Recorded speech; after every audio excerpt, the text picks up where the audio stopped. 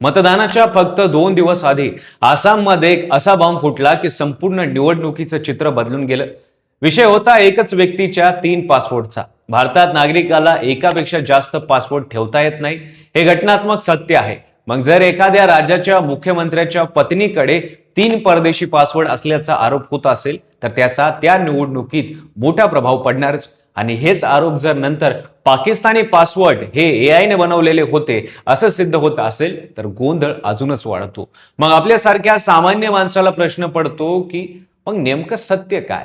तर तेच जाणून घेऊया या व्हिडिओच्या माध्यमातून. नमस्कार, मी पंकज आणि तुम्ही पाहताय कसं काय. आसाम विधानसभेच्या 126 जागांसाठी 9 एप्रिल रोजी मतदान होणार होतं. निकाल 4 मे रोजी येणार होता, पण यंदाची ही निवडणूक केवळ भाजप विरुद्ध काँग्रेस राहिली नव्हती. ती झाली होती 2 घरांमधली थेट लढाई.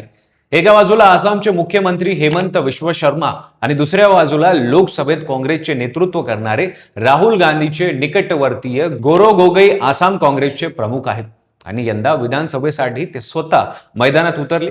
या दोन नेत्यांमधील वाद फार आधीच सुरू होता. फेब्रुवारीमध्ये हेमंत विश्व शर्मानी गोगोईंच्या पत्नी एलिझाबेथ यांच्यावर पाकिस्तानचं कनेक्शन आरोप केलं. गोगोईंनी उत्तर दिलं, SIT बसवली, चौकशी सुरू झाली आणि वातावरण तापलं. निवडणूक जवळ येत राहील. 5 एप्रिल 2024 रोजी काँग्रेसचे राष्ट्रीय प्रवक्ते पवन खेरा दिल्लीत पत्रकार परिषदेत उभे राहिले. त्यांनी स्क्रीनवर 3 मोठे पासवर्ड दाखवले. त्यावर होतं हेमंत विश्व शर्माची पत्नी रिनिका भुइया शर्मा यांचं नाव. पहिले पासवर्ड UAEचा, दुसरा इजिप्तचा, तिसरा अँटिगा आणि बारबुडचा. खेरा म्हणाले, भारतात दुहेरी नागरिक तत्वाला परवानगी नाही. एकाच वेळी एकापेक्षा जास्त पासवर्ड ठेवणं हा फौजदारी गुन्हा आहे.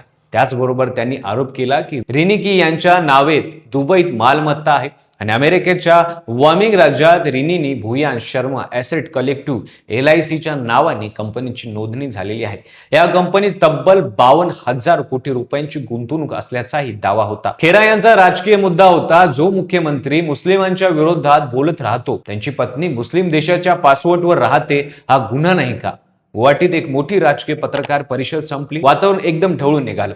पण त्याच पत्रकार परिषदेत एक पत्रकार उठला. त्याने विचारलं, ही वोमई कंपनी कधी नोंदणीकृत झाली? खेरा थांबले.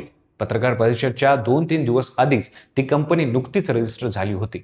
खेरा थोडे गडबडले, पण ते म्हणाले, आमच्याकडे अजून भरीव पुरावे आहेत, लवकरच सादर करू. दुसऱ्या दिवशी हेमंत विश्व शर्मानी प्रतिहल्ला चढवला. त्यांनी संपूर्ण कागदपत्राच्या डिटेलमध्ये जात ते म्हणाले, या 3 पासवर्डवर नावाची स्पेलिंग चुकलेली आहे. त्यांच्या पत्नीचं आडनाव शर्मा आहे, पण या डॉक्युमेंटमध्ये शर्मा असं लिहिलं आहे. UAE IDचा क्रम जन्मजालाशी जुळत नाही.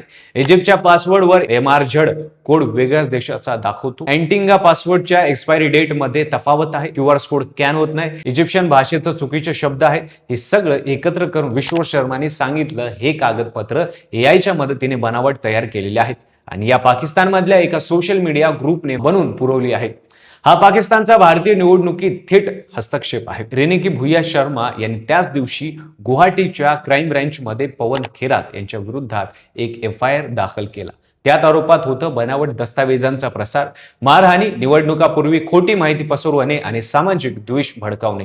आसाम पोलिसांनी अत्यंत वेगाने हालचाल केली. थेट दिल्लीला पोहोचले आणि खेरा यांच्या घराची झडती घेतली. पण पवन खेरा घरात नव्हते. ते हैदराबादला निघून गेले होते. तेलंगणात काँग्रेसचं सरकार असल्याने तिथे त्यांना तात्पुरती सुरक्षा होती. त्यांनी तेलंगणा उच्च न्यायालयात अटकपूर्व जामिनीसाठी अर्जही केला. मतदानाच्या आदल्या दिवशी 8 एप्रिलला खेरा एका अज्ञात ठिकाणाहून व्हिडिओ बनवत होते आणि सांगत होते, आम्ही बोलत राहू, घाबरत नाहीत. विश्व शर्मा आक्रमक होते. ते म्हणाले, तो पाताळातही लपला तरी कायदा त्याला शोधेल. आसाममध्ये आज म्हणजे 9 एप्रिलला मतदान होईल, तर निकाल येईल 4 मे रोजी. पण या वादाने आसाम निवडणुकीच्या शेवटच्या आठवड्याचा चेहराच बदलून टाकला. धोरणाची नाही, पासवर्डाची चर्चा झाली. विकासाची नाही, दुबईतल्या मालमत्ताची चर्चा झाली. विश्व शर्मांनी खेरा आणि गोगोई दोघांविरुद्ध दिवाणी आणि फौजदारी मारहाणीचे खटले दाखल करण्यास जाहीर केलं. खेरा यांचं म्हणणं आहे की ते प्रश्न विचारत आहेत, त्यांच्याकडे आणखी पुरावे आहेत. रिनिकी शर्मा याने सांगितलं की या आरोपांना नॉर्मली घेता येणार नाही. पोलिसांनी खेरा यांच्या दिल्लीतल्या घरातून काही आक्षेपार्ह गोष्टी मिळाल्याचं सांगितलं, पण नेमकं काय ते अद्याप जाहीर आलेलं नाही. हे सगळं पाहताना 1989 सालची आठवण होते. तेव्हा राजीव गांधीच्या सरकाराविरुद्ध विश्वनाथ प्रताप सिंग लढत होते. त्यांचा मुलगा अजय सिंग यांनी वेस्ट इंडिज मधल्या सेंट क्रिसला 21 दशलक्ष डॉलरची गुंतवणूक केल्याची बनावट दस्तावेज काँग्रेसने सादर केले होते. महिन्याभरात ते सर्व खोटे ठरले, पण त्या दरम्यान व्हायचं ते राजकीय नुकसान होऊन गेलं. मतदानाच्या अगदी शेवटच्या क्षणी केलेले हे आरोप खरे असतात की निवडणुकीय डावपेच? हे उत्तर कदाचित 4 मेच्या निवडणुकीनंतर मिळणार नाही. पण एक प्रश्न मात्र अनुत्तरित राहतोच. जेव्हा दोन्ही बाजूच्या नेत्यांच्या पत्नी राजकीय लढाईच्या केंद्रस्थानी येतात, तेव्हा लोकशाही किती पुढे गेली आणि राजकारण किती खाली आलंय हे दिसून येतं. या प्रकरणाबद्दल तुम्हाला काय वाटतं कमेंटमध्ये नक्की सांगा. व्हिडिओ आवडला असेल तर लाईक करा, चॅनलवर नवीन असेल चॅनल सबस्क्राईब करा आणि बेल आयकॉनला दाबायला विसरू नका आणि पाहत राहा फक्त कसं काय.